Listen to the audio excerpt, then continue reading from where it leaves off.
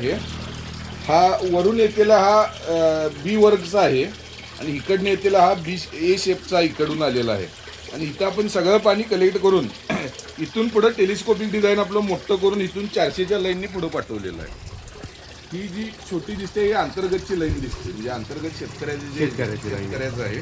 आणि बाकीचा हा जंक्शन केलेला आहे आपण, म्हणजे सर्वकडचं पाणी कलेक्ट करून जंक्शन चेंबर करून तिथून पुढं पाईपची साईज वाढवून म्हणजे 400 mm ची पाईप घेऊन आपण पुढं गेलोय.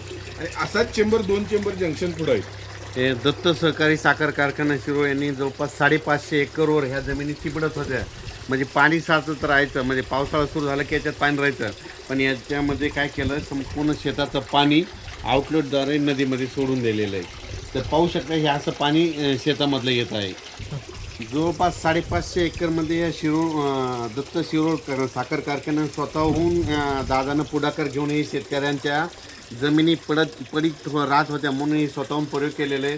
550 एकरच्या जमिनीतलं पाणी त्या प्लास्टिकच्या पाईपाला छिद्र असून छिद्राद्वारे जमिनीतून प्रत्येक ठिकाणचं वेगवेगळं पाणी आलेलं आहे.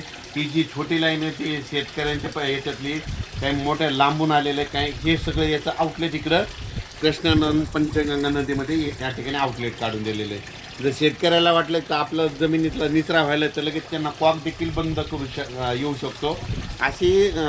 असं नियोजन संपूर्ण त्या कारखान्यानं पुढाकार घेतला. महाराष्ट्रामध्ये ज्या ज्या ठिकाणी अशा जमिनी पडीत आहेत, चिबडे आहेत, त्या शेतकऱ्यांनी हे या ठिकाणी येऊन अनुकरण करण्याची गरज आहे. तुम्ही या दत्त सहकारी साखर कारखाना शिरोळला येऊन या ठिकाणी बघून भेट जाऊन स्वतः देखील पाहू शकता.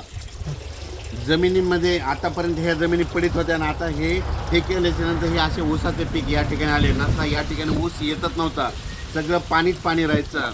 म्हणजे हे केल्यामुळं या ठिकाणी संपूर्ण असं पीक बहारलं आहे. तर या ठिकाणी माझा महाराष्ट्राच्या शेतकऱ्याला विनंती, ज्यांच्या चिबडी जमिनी काय करायला पाहिजे की तुम्ही इथे या ठिकाणी येऊन स्वतःहून पाणी करायला पाहिजे. दत्त शिरोळ कारखाना कोल्हापूर.